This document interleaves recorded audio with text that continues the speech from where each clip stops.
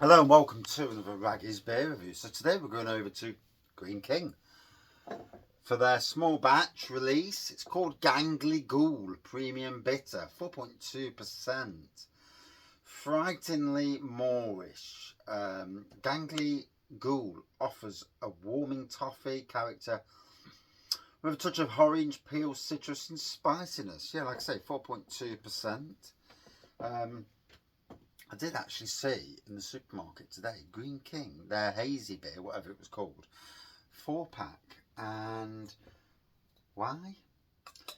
I think the only, and this, I think this is going to be more prominent in supermarkets, that only your macros and your massive breweries can afford to put beer in supermarkets.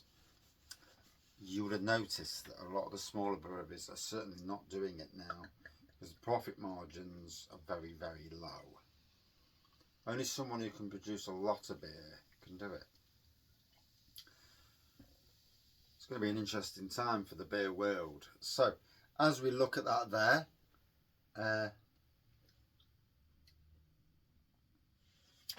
it's like a dark, super dark amber pour with a head that's dissipated rather quickly.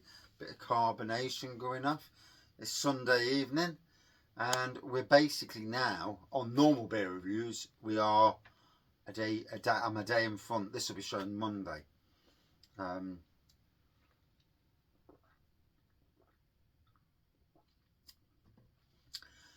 basically, I'll do toffee, big toffee on that. I'll do a channel update of the way the channel's going. It spans. The way I'm doing it is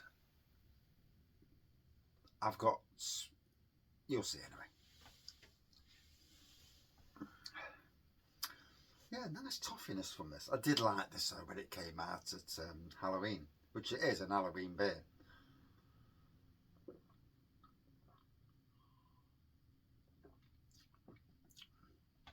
If memory serves me correctly, I got this in my Christmas advent calendar from Smiling Grape. Am I doing another advent calendar?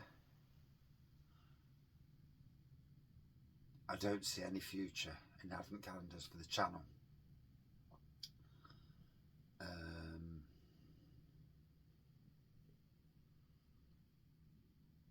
We'll see how that goes, eh? It's funny because things I liked, I don't now. Things that worked, don't. Some things that did work, didn't work, do work. I suppose it's an ever-changing thing, isn't it? You know, for the channel and going forward. One thing we've all got to do is remember to live and enjoy. Feels a lot better having my hair cut. I've got to be honest.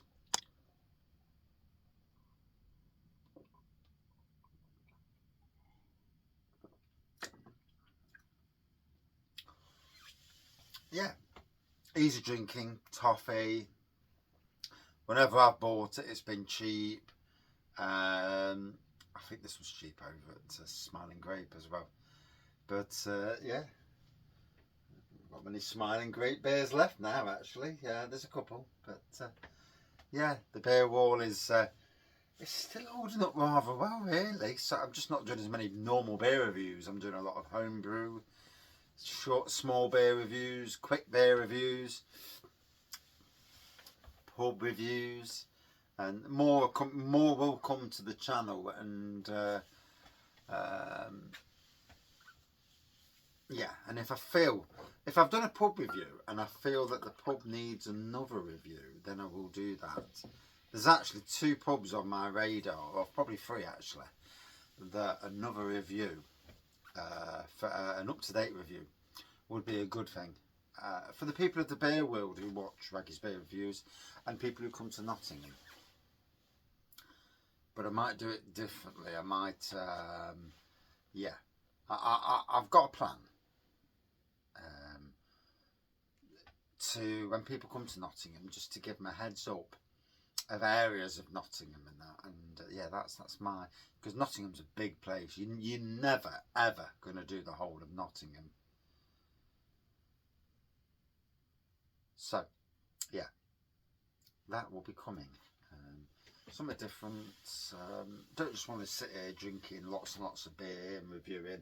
I do want to do other things as well to promote the beer world.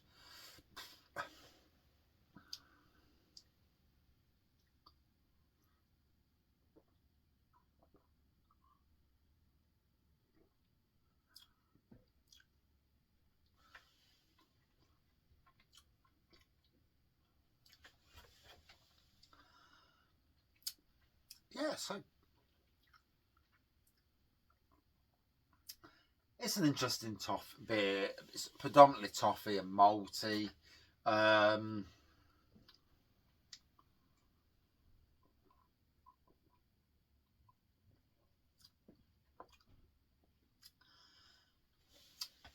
you go on the Greene King website, and I've done this previously years ago. It was a few years ago now since I had that order, and I got some good beers from Greene King. To be fair, I know everybody's got their own opinions on every brewery, and the craft beer aficionados that think they're the upper echelon, don't like the craft, the macros and that. I myself have an issue with Greene King because of what they did to Hardy and Hanson's in Nottingham. And to be fair, their pubs are not a great for cask, which I find really bad. Is that their pubs could have a lot of cask lines on and be introducing all their and if I was talking to somebody directly at Greene King, please put your top beers on. Your mild, your Greene King mild would sell massively. Yes, people go to Greene King pubs nowadays, probably predominantly to eat food and probably drink lager. But the sad fact is that these Greene King pubs could actually do a lot more for themselves and be pubs for beer drinkers to go back to.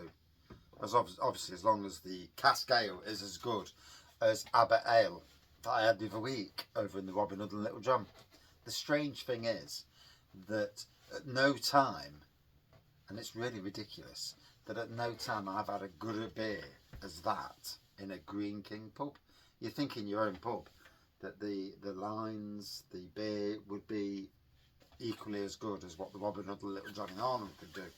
But the sad fact of the matter is, it wasn't. I've been to, and is there a weaker version in pubs? I'd love to talk directly to Greene King and say, why did you get second place at the beer festival, the Great British Beer Festival? I didn't taste that beer, so I'll never know. And I think the majority of the population will never know. But those who've been to Greene King pubs and tasted that but in Greene King pubs will know that that version in them pubs is a very weak version. Especially compared to what I had at the Robin Hood and Little John the other week. And the sad fact is, a mate of mine who's a beer drinker longer than I've been a beer drinker, and is certainly got a good opinion about beers, again would have said that is mind-blowingly better than what you'll get normally.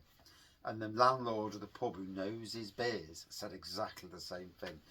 So there's 3 people there, and I'm sure there's many more across the UK who would have the same opinion, to be honest. But anyway, here we are.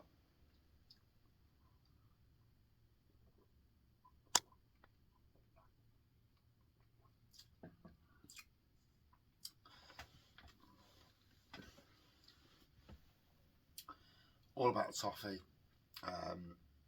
Faint whispers of orange peel there, to be honest. Toffee malty. A good Halloween beer, to be fair, even though I'm reviewing it. It's fucking... Must double check the wall, make sure I've got no Christmas beers on the wall. But nonetheless, yeah, it's a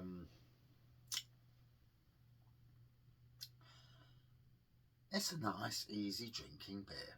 That's all you can say about it, really. Nice toffee. I mean, I've drank it before and I've really liked it.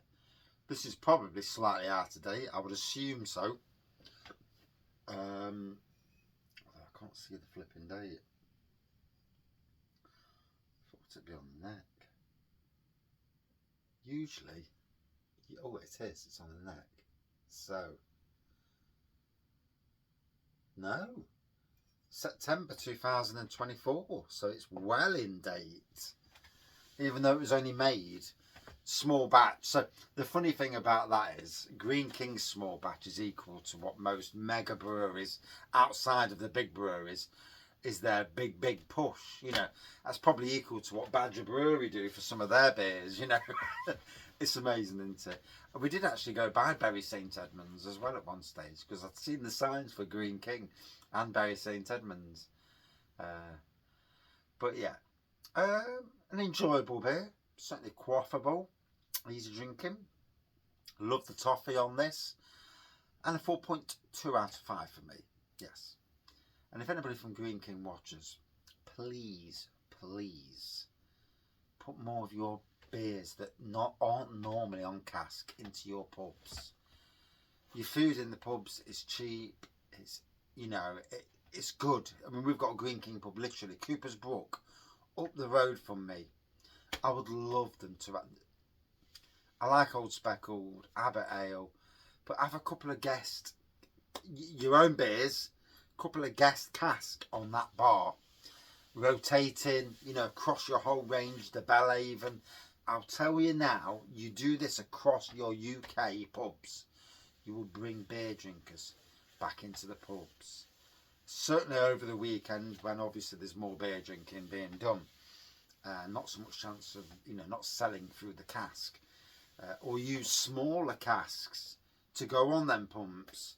So you've got that 7-day window, around about 7 days, and use, you know, smaller casks and have a big rotation of different beers. I know this. You should too. But yeah, good beer. Thank you for watching. See you soon.